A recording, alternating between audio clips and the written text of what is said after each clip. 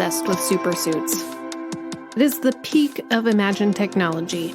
It's like we've recognized the limits of the human body, and we have decided that all we need to become super strong, fast, and flying is robotics. From Iron Man, RoboCop, to the Gundam franchise, they are known as Mechsuits, exosuits, mobile suits. I wanted to know exactly what these suits do. How can we break them down into the different parts? What real-world tech is out there that would be familiar to science fiction fans? And how far away are we from the ideal supersuit? Now, this topic was actually a suggestion from a couple different people.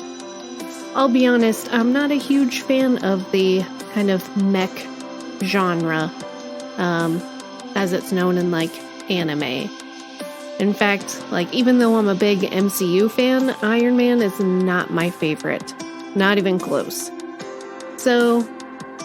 But it's an interesting topic. It's definitely a huge part of science fiction, and it's one of those things that it's obviously inspired a lot of real science and a lot of real engineering. So I wasn't resistant to the idea. It's just I didn't come up with it myself. I went into this topic knowing very little about the supersuit it's almost like a subgenre of science fiction, and I knew even less of the real supersuits out there. If you're like me and this is a new topic for you, then come with me and I'll share what I've learned. This is Fact and Science Fiction. I'm your host, Carly, and this episode is about supersuits.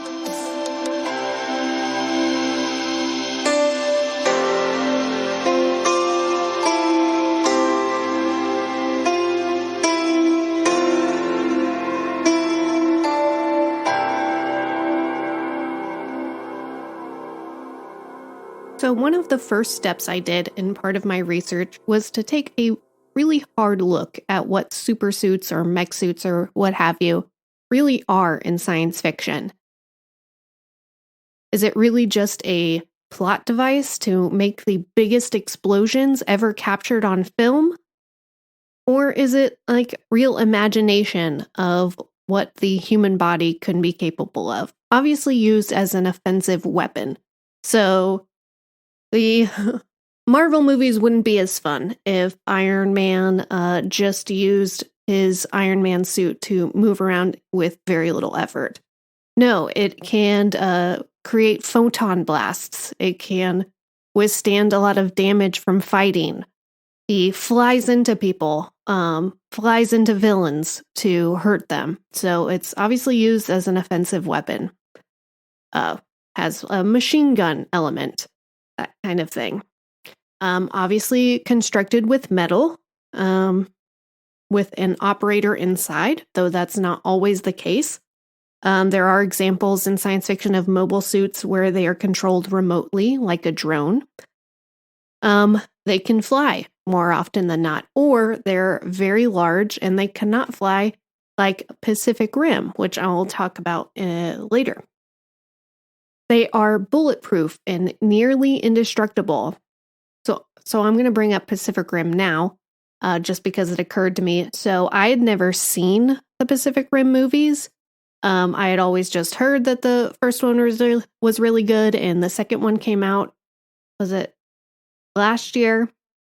And so I just watched them all. I watched them both, one right after another. Well, I think there was I watched one on one night and then the second one on the next night. And the first one was so good. Guillermo del Toro was so good. He made this kind of genre just so charming and so exciting, so thrilling, and it looked really good. So whenever the Jaegers, which is their name for the giant, and I mean giant, mech suits, whenever they would get ready to fight, they would hit their fist in their hand, and it looked so real that I was just how are you not damaging the suit when you do that? Now, I would never ask that question watching any of the 6 or 7 Transformer movies, They hit each other or punch their own hand or anything. I'm just like, yeah, whatever, not even clock it. But in Pacific Rim, it just looked so real. I was like, if this metal is really that tough, it would damage itself, wouldn't it? Like, I think it's a compliment to that movie that I'm asking those questions. Not so much like a suspension of disbelief, but just like how real it actually looked. Anyway, so it has to be made mostly all of the time made out of metal. We've decided that that's just the toughest material there is, even in science fiction. So there's some sort of human-machine interface inside.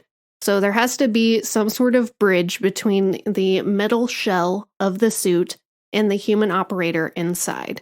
It can't just be a shell that we move with our bodies. In fact, the human-machine interface can be like an AI assistant like Jarvis in Iron Man, and augmented reality, in which like you look out of the viewer in the helmet of the suit, and not only can you see what's out there perfectly with no blind spots, but it can fill in the perception with a lot of augmented information.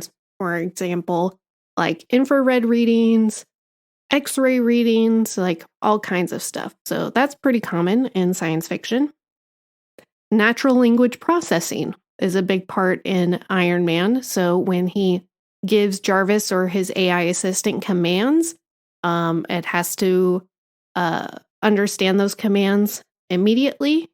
If you're operating a robot via like remote, like a drone, a lot of those times those are verbal commands. And so the suit has to understand those. Another big part that a lot of the science fiction suits, RoboCop, Iron Man, Pacific Rim, is a part of the suit that monitors the physiological health of the operator or pilot. So that's always like a, very high stakes part of these movies, and mostly just seen movies. And to be honest, I think it's just, not only is it an expensive effect that only movies can do, but like I said, I'm not a huge fan of this genre. When I go to the bookstore and I see like a book of just a super suit, I'm not very interested in that. So anyway, I know that there are books and there are probably TV shows, especially anime, about the Mechsuits. So, let me know if you have any recommendations. Please convince me that these are fun, because I am pretty interested after doing this episode. So, a part of the suit that monitors the physiological health of the user. And then this last one is that there has to be some sort of neural link with the human operator so that they can seamlessly move as if the suit is an extension of their body. In Pacific Rim, this link was so strong that it really had to take 2 human pilots to make this giant suit function. That was a big part of the first movie, was just that if only a single operator operated one of these Jaegers, it would just overload their brain. And then when this suit was attacked, the operators or pilots at least looked like they were feeling it. Like when their arm was hurt, they would clutch their arm and that kind of thing. So before I move on to what mech suits are like in the real world, I have to complain about Pacific Rim 2. So like I said, I watched Pacific Rim 2 the night after I watched Pacific Rim, and I was so excited to watch the second one. I loved the first one, thought it was so charming, so thrilling. I loved the effects. I loved the plot. And I loved my president, Mako Mori, who at a pivotal moment in the film, she uses a giant sword to chop a kaiju in half to avenge her family. And it was like one of the top cinematic moments of my life. And I loved her character so much. Just top things in movies which that I can watch like over and over, is just a woman realizing her full potential. Amazing. So that's what I was feeling going into Pacific Rim 2. Now, if you haven't watched it, it's on HBO. I can't recommend it. I couldn't even finish the movie. Now, I know I usually don't go into like huge reviews in this podcast, but because it was so recent, I'm just having a lot of feelings about it. So the second one was not directed by Guillermo del Toro. It was directed by someone else that I can't remember, and it just seemed to have lost its charm, lost its production value. A lot of scenes, they're just, I mean, it would be like watching the green screen from like Star Wars Episode 1 or Episode 2. Like, it's just very obvious that they are not interacting with their environment at all. Mako Mori dies in the first like quarter of the movie. I love John Boyega, and his character was the like best part. But after building up an entire world in which two pilots have to have some sort of match, some sort of, they call it drift compatibility, in which they can bond and control these giant Jaegers, they just completely wipe that out and just be like, oh no, these two are drift compatible. Actually, this cadet can connect with anybody. So there goes that. And just the plot was really bad. I couldn't finish it. It was just so contrite. I was so angry. So anyway, can't recommend Pacific Rim 2. Wasn't even fun to watch. It was just annoying because of how good Pacific Rim 1 was. So anyway, that was my experience doing research for this podcast. I'm so glad I watched Pacific Rim. I'm going to buy it, own it forever. It was so great. Okay. So after doing extensive research, brushing up on Mechsuits in science fiction, I looked up where this technology is today, or at least close to today. So in the real world, Mechsuits are constructed by, or supersuits, or mobile suits, exosuits, whatever we call them. Okay, we don't call them Mechsuits in the real world. We don't call them supersuits. Mostly we call them exosuits or mobile suits. And they are constructed with metal, just like in science fiction. Also may use hydraulic power, so it has some sort of fluid within the limbs in order to move. Some of them are completely mobile.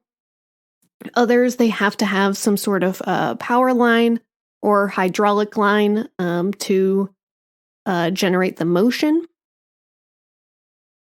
So there's definitely a distinction between the mobile suits that can fly and ones that cannot. The ones that can't fly are more prevalent just because of what they're actually used for. Flying is just not a high priority. There are suits that can fly, but they're mostly just these empty shells that have a jetpack attached to them. It's really cool. You can look them up on YouTube to watch videos. Looks super fun. But as far as like the actual utility suits that are used for a purpose, they do not fly. They are typically not used for an offensive weapon. At least not the large full body suits that we see in science fiction. While body armor is a huge project in military applications, and this can be like full body armor, you wouldn't recognize it as like a suit. Most of the time, these mobility suits are used to assist people with mobility and strength. So one company called Raytheon has an Exos 2. So it's pronounced Exos. but it is spelled XOS. That was developed mostly for military applications to help soldiers lift and move heavy objects like gear, like weapons, without strain. It's not a particularly sexy problem, but operator strain or ergonomic injuries cost the military and cost really private industry like millions of dollars up to billions of dollars each year, because if someone hurts their lower back, they're just out, and that costs a lot of money. Physical therapy costs a lot of money, and so companies like Raytheon developed these kinds of this kind of equipment to aid in the motion and aid in the strength. So there's actually this really cool video on YouTube that I watched. It was from a few years ago, but it's Coulson from the Marvel movies, and he went down to Raytheon to watch people use the Exos 2, and it was pretty cool, and how it would basically just not just supplement, but like almost replace the strength of the operator in order for them to lift, 60 to 100 pounds of weapons or equipment, and they could move freely. Like the person who was interviewed, I don't know if actually the actor wore it. I can't really remember, but basically they would say it was like they were lifting nothing. That's how its design was perfected to not add weight to the human body, because that was one of the things that is a real problem to solve. How do you create a huge metal shell that goes over a person's body and not completely weigh them down? So the Exos 2 was able to do that, and then using hydraulics or electric power was able to lift heavy objects. The Springtail exoskeleton flying vehicle is a suit that is also a jetpack. But like jetpack technology, it's not able to do like maneuvers we're used to seeing in science fiction. So remember when I talked about this technology in science fiction that's able to monitor the health of the operator? Well, the military is working on that technology right now. So if you think about it, we have wearable technology that monitors things like heart rates and activity. I'm wearing one right now. That's not particularly new. However, they're working on a wearable layer of a suit that uses nanotechnology to monitor things like heart rate, blood pressure. It's called the Warfighter Physiological Status Monitoring. People call it real-time physiological status monitoring. But who wouldn't prefer warfighter? So these monitoring systems are also being developed in other wearable tech too. So similar to a Fitbit, except that it would be uploaded and updated to unit leaders in real time. This technology has been really helpful observing physiological data of soldiers during training. So before, they weren't able to actually see what the trainees were going through physiologically during training in real time, and now they can. And then they can collect that data and then draw conclusions about what kind of fitness level, like they can group them all together and track it over time. It's very valuable technology into a clothing layer under a body armor or under a suit. So I've mentioned the military a lot, but this technology for especially the mobile suits and helping with mobility is also being developed for civilian applications. For example, to help like quadriplegics or other people who have lost mobility in their lower body, similar to Iron Patriot in the Marvel movies. So if you were to try and design, as like the military and private companies and healthcare are trying to create a suit that helps with mobility or helps with military safety, how they have some questions and some problems they have to solve. So how do you make a suit that is bulletproof, that is a weapon, not so heavy. Science fiction has been able to conceive of a lightweight but indestructible metal like vibranium, for instance. In order to accomplish all the things we would want the suit to do, it would have to be made out of something like that. In an episode of Mythbusters, the team embarked on creating a bulletproof suit, and they used titanium. This didn't even have the computing functions in Iron Man, it didn't have the weaponry, it was just the shell of the suit. And it was tough. It withstood bullets and a C4 explosion, but it was heavy for the operator to move in. So that's going to be number one problem, how to create the suit that can do everything we want without crushing the operator. How do we make the human-machine interface, or HMI, that operators like Iron Man can see? The military has used mounted cameras on helmets for years, loading the live video to HQ and in some cases displaying hyperspectral or night vision to the operator.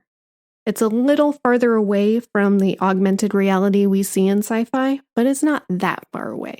So that's really cool.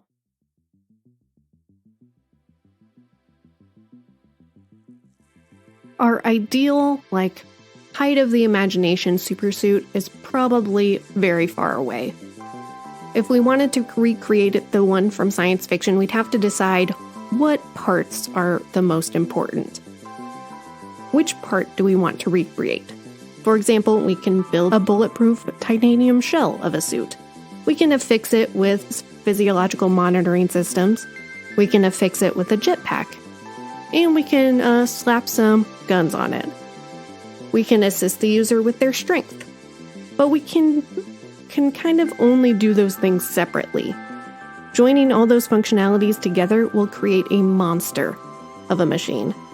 And really, the only thing we'd need all of that for would be to create a legitimate superhero. And that's really hard to get funding for, I guess. Instead, medical researchers will focus on creating mobility assist suits, and the military will focus on creating offensive weapons or creating suits that keep soldiers safe. What I like about the applications of the supersuit technology was what I mentioned earlier. It may not be the most exciting application, but I find the Exos 2 suit cool because it works. And it works with the human operator's natural function. It supplements the strength and prevents injuries. Like I said earlier, strain and ergonomic injuries are serious issues, even if it doesn't sound sexy and thrilling like a Jaeger in Pacific Rim. Of course, people will always be trying to create the ultimate supersuit. And science fiction is just real fun to think about. Research from this episode came from The Science of RoboCop from Collider.com. And Real-Time Physiological Status Monitoring, Accomplishments, Requirements, and Research Roadmap from Friedel, J. Buller, Therian, Potter, L. Manglopus, and W. Hoyt. If you want to support this podcast, there are 3 ways. You can become a patron on patreon.com/factandsci-fi. There are tiers to get stickers, to suggest episode topics, and just to learn the topics of future episodes. 2, you can leave a 5-star review on Apple Podcasts or Stitcher, and that helps the podcast be found by new listeners. And then number 3, costs no money at all. You can just follow the pod on social media at Fact and Sci-Fi. The links are in the show notes. And lastly, thanks for listening.